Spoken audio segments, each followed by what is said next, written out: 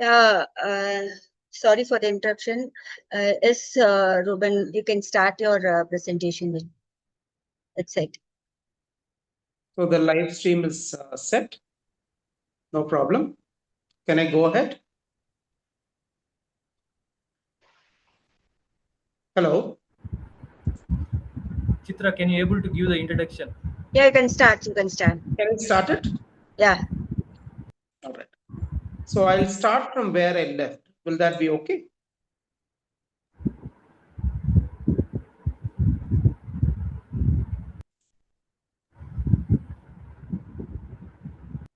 So will that be okay? I'm starting from where I left. Is that fine? Or you want me to start from all over? Sir, start all over, sir. Start all over, is it? Yes, sir. Yes, sir. Yes. Okay. So today we'll be looking more and deep dwelling much into this inclusive and assistive technology for people with disabilities, which is a generic talk series that they requested. So most of us, we would have used assistive devices in our life. And we often think that the assistance is only for disabled people. The assistance is only for the people who are unable to do certain things.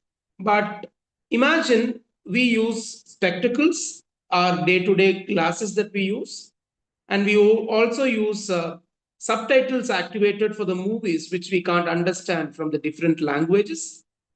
And most of the times we use GPS and also the Google Maps activated in our mobile to reach out to the places which we don't know the ways, right? And sometimes we also have seen whenever we go to the malls or bigger spaces, the doors automatically opens, right?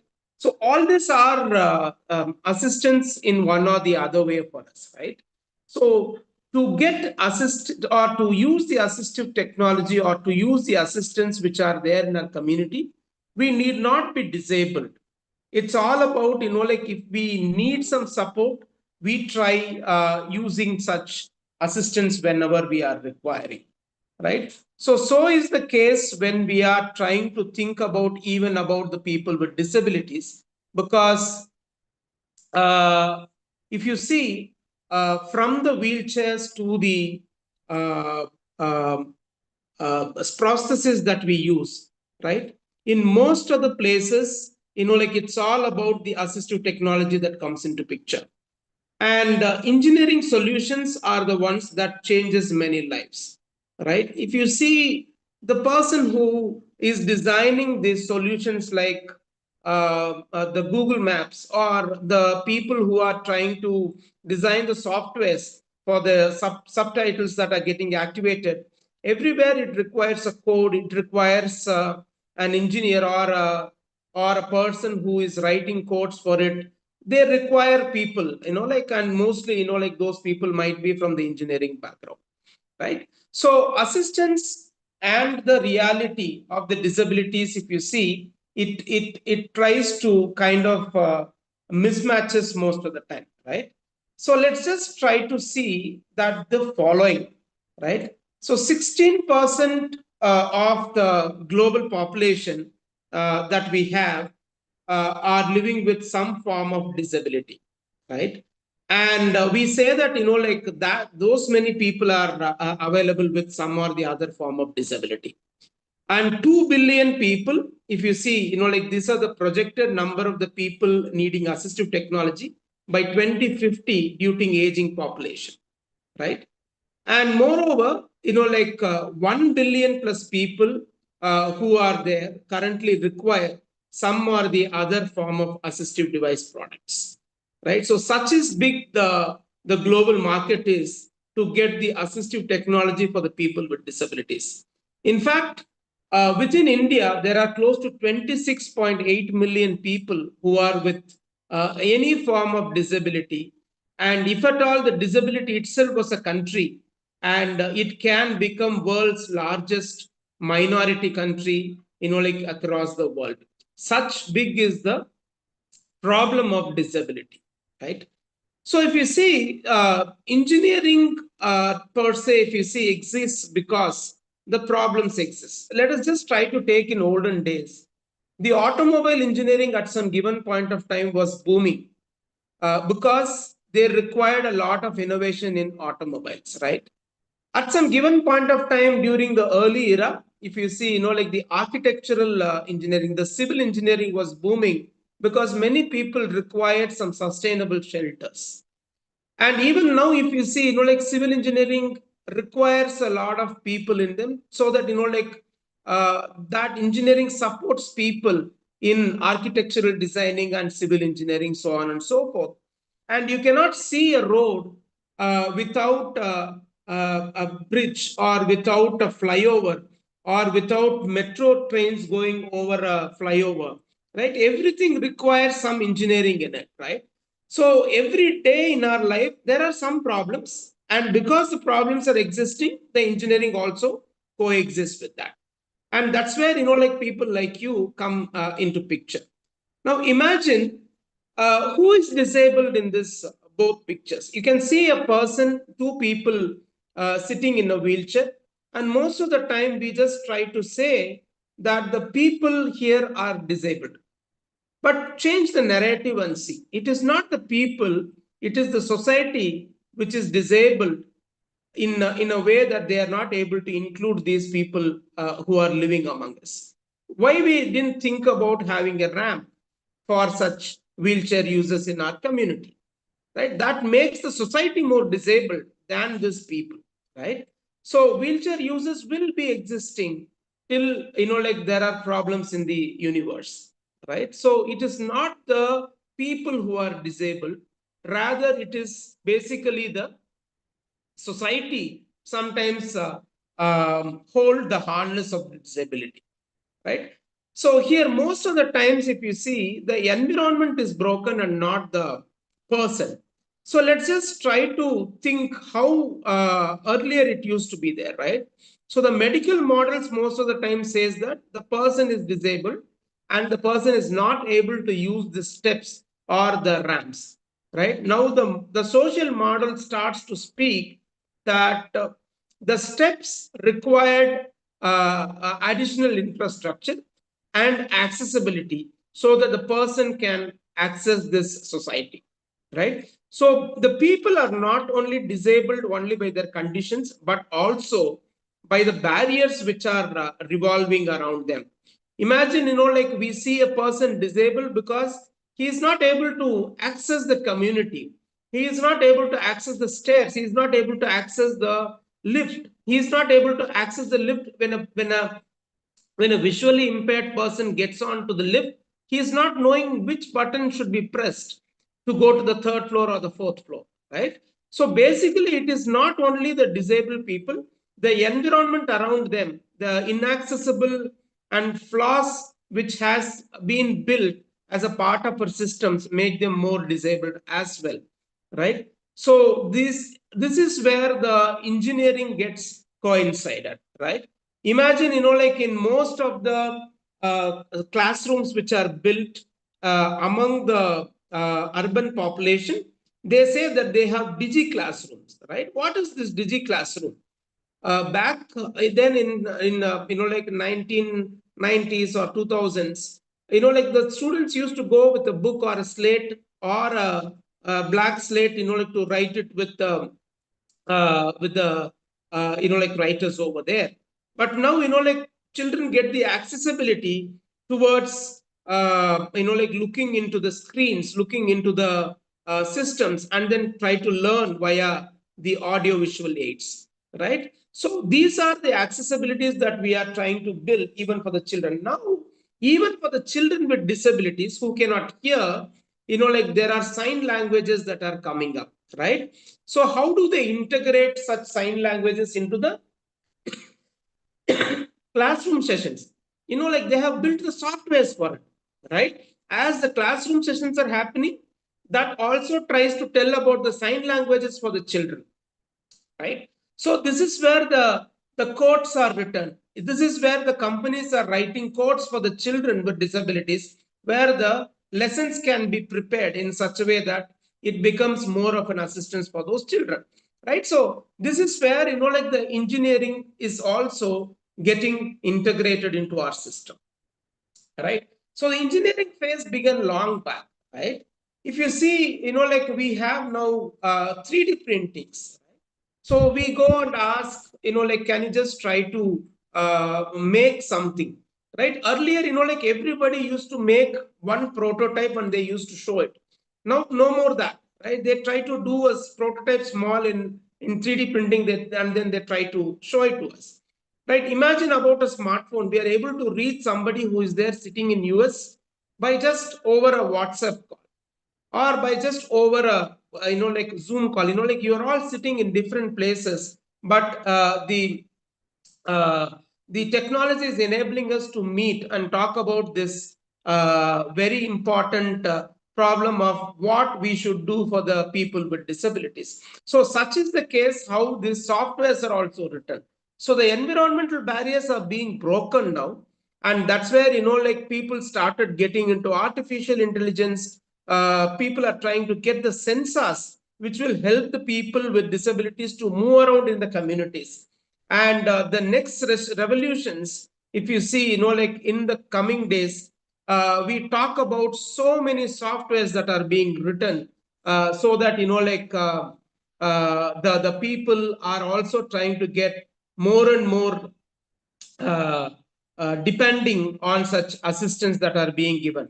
So the hospitals or the medical support can help a person to get better, but to become integrated into the community, I think the supports require a lot of engineers, right? We talk about Internet of Things. We talk about robotics. How can these things help people with disabilities is something that we need to understand, right? Let's think about a simple like solution that has come out as Aether, right? The Aether like bikes, if you see, which is running across the country, right? Like it has changed the narration of mobility now, right? So it has changed the narration of mobility in such a way that it is reducing uh, the pollution. It is actually giving a lot of return of investment for the people who are trying to procure a bike, because earlier they used to shed a lot of money over fuel,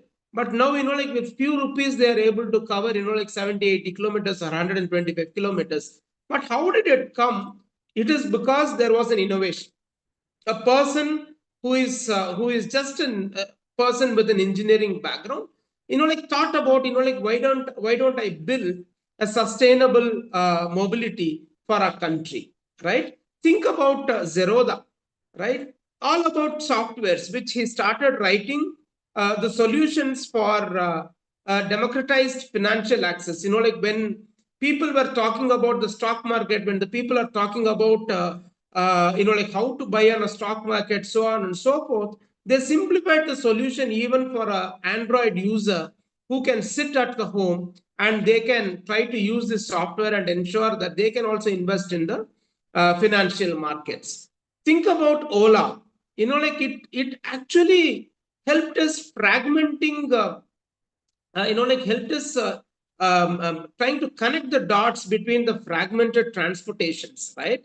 Now, like, uh, like when we have a bike here in our own place, in our own place where we live, when we go to a different town, we can just book the cabs and we can just book the Ola, Uber bikes and we can just move around, right? Such is the accessibility that we have now. That is the technology that has been making to be more assistive. But these are for the people who are able, people who can try to become, like having more energy, but still trying to become even more better in their lives. But there are people who are with disability, right? Their landscape is still not unsolved.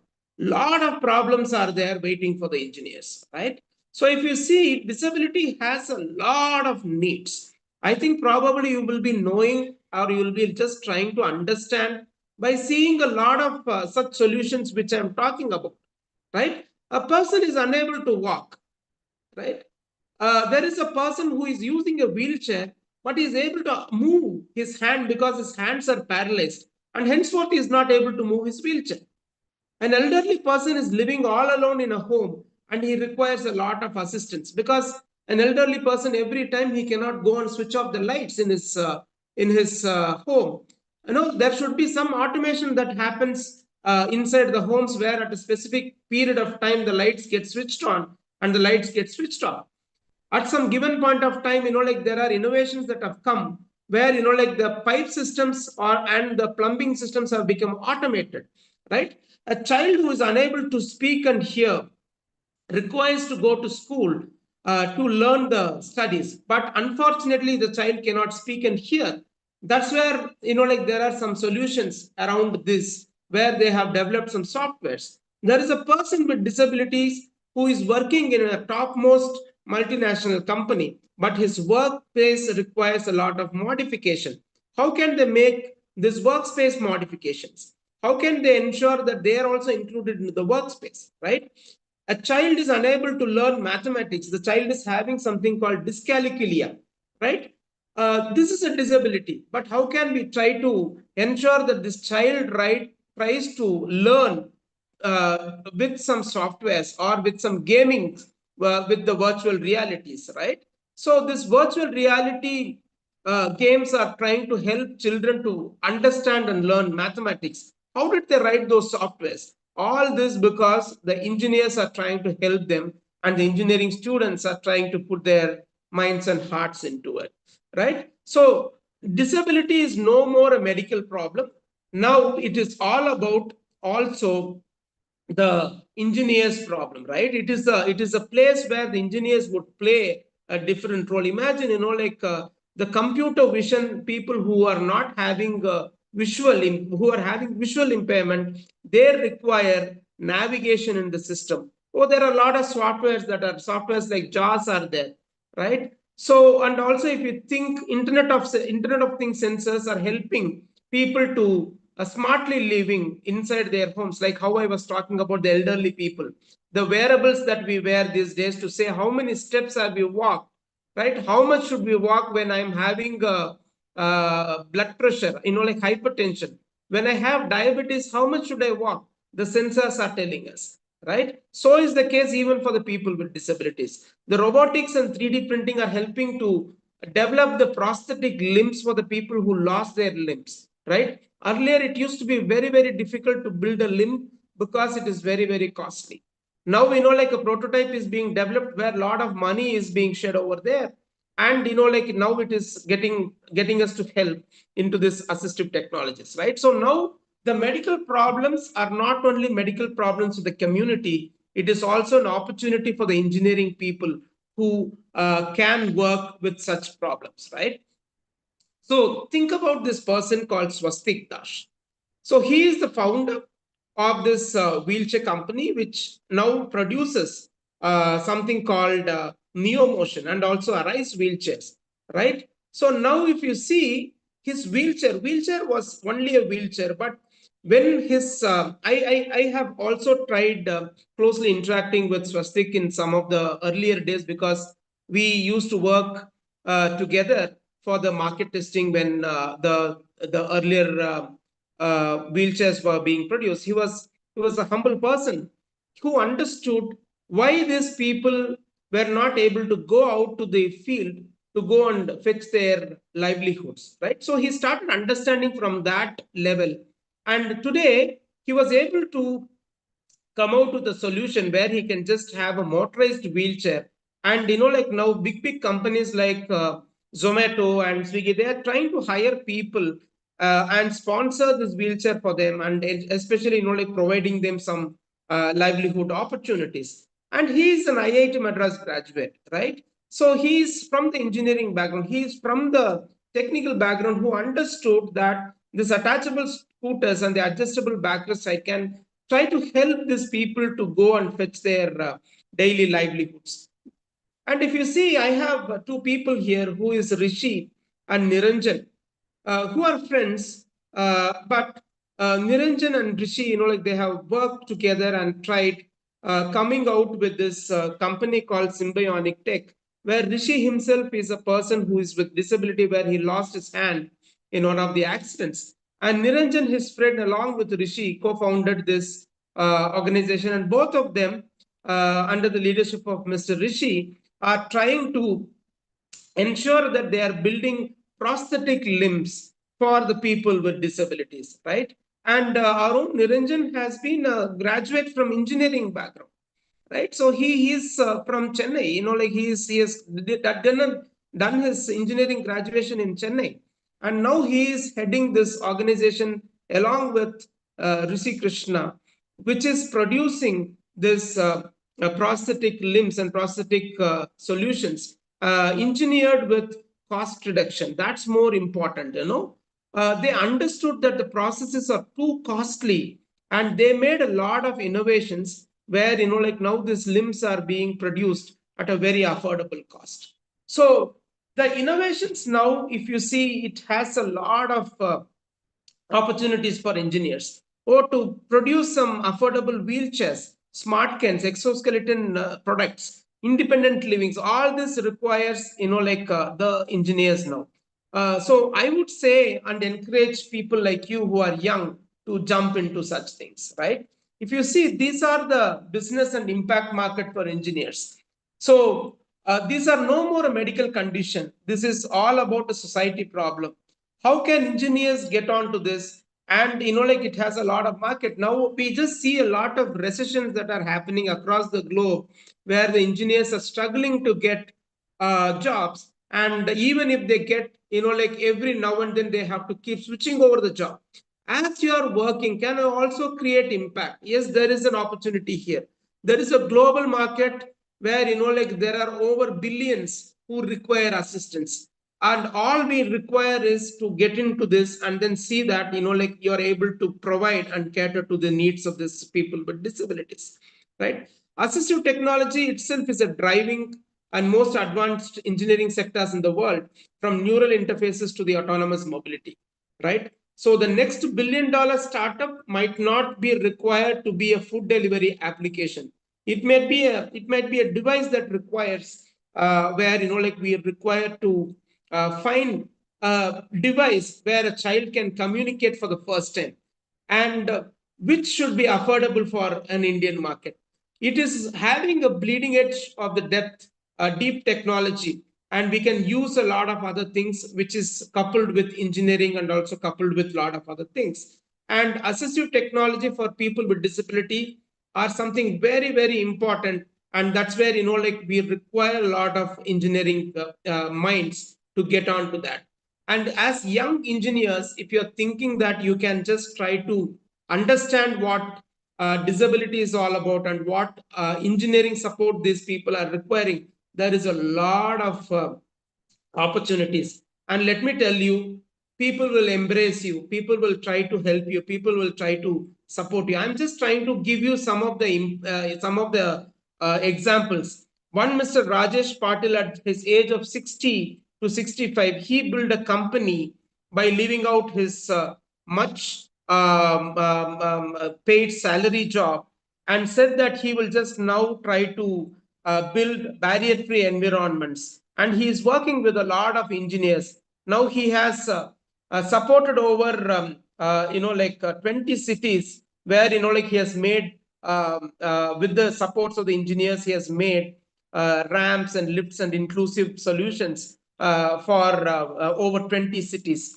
And I have here one Mr. Mehul, who is from the textile engineering background. He is a textile engineering graduate and also an IIM Ahmedabad graduate.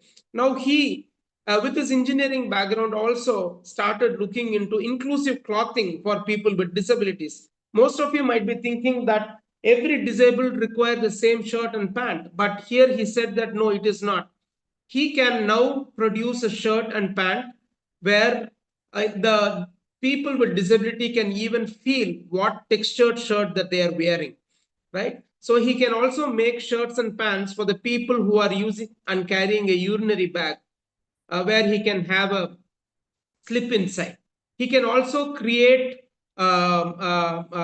shirts and pants for the women who are going to work but they are disabled, right? So he has come out with such ideas, and here I'm also trying to talk about one Miss Meera Ora, who is an architectural designer by profession, but now she heads a company called the Able Company.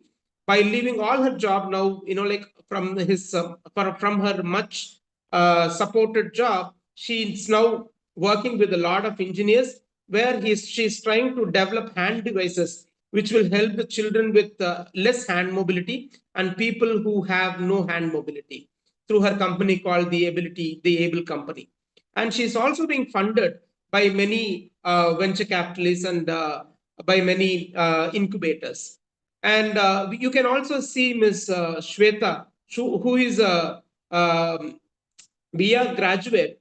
Now she leads a company called Ticular Arts, where like she's using the children with disabilities as artists, and she's also working with a lot of engineers to ensure that like her products are reaching the market. And here, like one Miss Shraddha Agrawal, who herself is a person with hard of hearing, who is not, like who is a deaf social entrepreneur, who has created a platform, an edtech platform, to bridge the gap, learning gap for the deaf community. Now, like children with deafness, people with deafness can get onto that educational tech platform that she has built, which is called Science Setu, right? So we have a lot of people, but the entrepreneur's journey are not easy. I just read somewhere Aether's idea was rejected for over 80 times. The people whom you saw before, from Rajesh Patil to Shraddha Agrawal, they had rejections, but still they sustain. There is a way out, right? So if you choose to work for the people with disability as engineers, there is a big tribe who can help you. There are incubators like IIT Madras Research Park, IIT Madras Incubation Cell, IIM Bangalore, which runs something called NSR Cell, and there is something called Assistic Foundation and SCPA Center for Entrepreneurship. And we also have CIIE, which is not a disability specific incubator, but relevant for social innovation.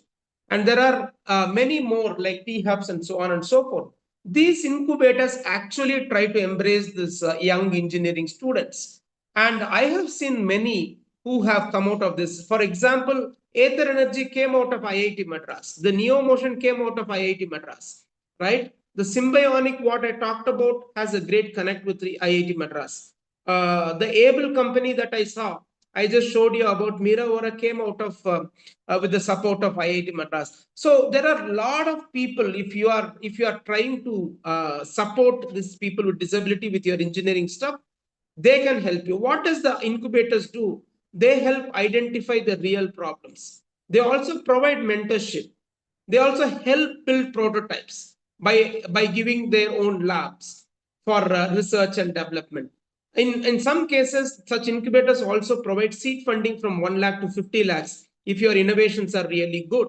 And also they try to connect startups. If your startups are really good, they try to connect you with investors.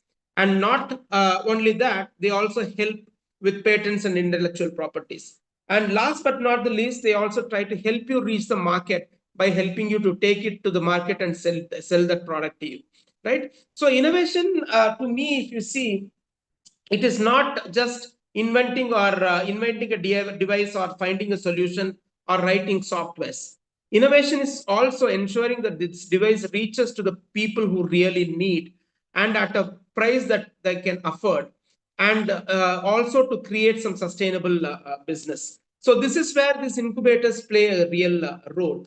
And I would want to tell that most of the engineers are trying to go towards this normal way of living, or the way which we also like say that like very like huge group of people to go and join in this IT companies and the IT hubs. There is a road less traveled also, where like very less few people choose the path of coming into such innovations and in the social innovations. There is a lot of opportunities. And let me tell you, the people who chose such low road less traveled, they have also come up in life. The people whomever you saw, like are the people whom I have a great connect with, because we all were in the same path. And like as social entrepreneurs, we have journeyed together, right? So if anyone is interested to be a social innovator, I can, along with my tribe, guide you. Write to me at rubendi@pactindia.org, and with prayer permission, with your college approval, and also a recommendation from your college. We would be there to help you out. And with this, I will stop. If there are any questions, I would be willing to take it forward.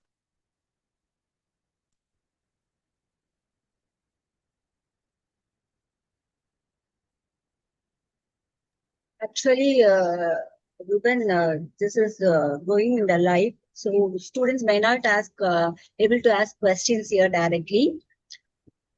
No, I'll share this information. Can I share your mail ID? Suppose if they have any needs, can they contact you? Yeah, they can definitely contact, but ensure that they are being referred by the colleges. So we do have a small cell, or the group of people who support such young engineering students, where we try to connect them to incubation organizations, so on and so forth. And because we are from that path, we can also recommend a few people. If students are willing, they can definitely contact us. Sure, no, we'll ask the students through the channel. We'll ask the students to go contact you through the channel here. Thank you so much. Lingesh, Yes, ma'am.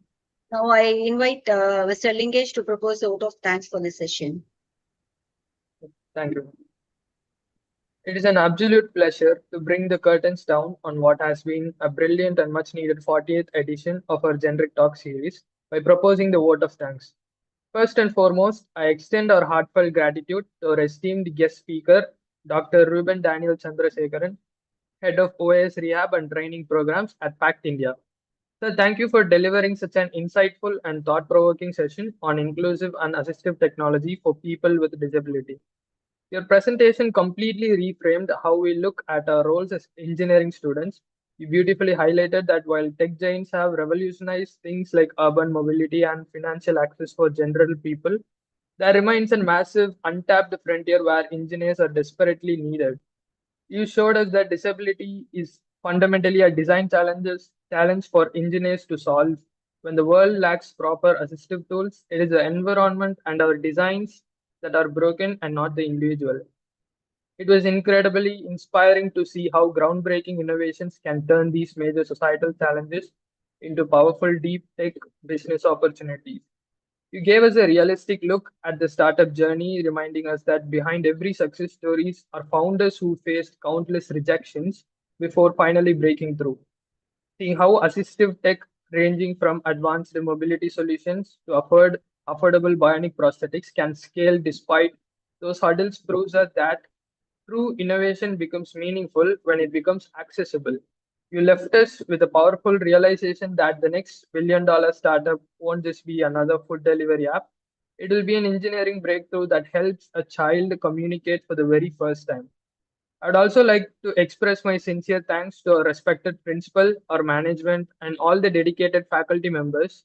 Thank you for your continuous guidance, vision, and unwavering support in making this session possible. Finally, I extend a warm appreciation to all my fellow students and the viewers joining this session online. Your presence and attention today really brought this whole event together. With this, we conclude today's talk show. Thank you once again to everyone for being a part of this enriching experience. Have a wonderful day ahead. Thank you so Thank you. much. Thank you so much, Dr. Ruben.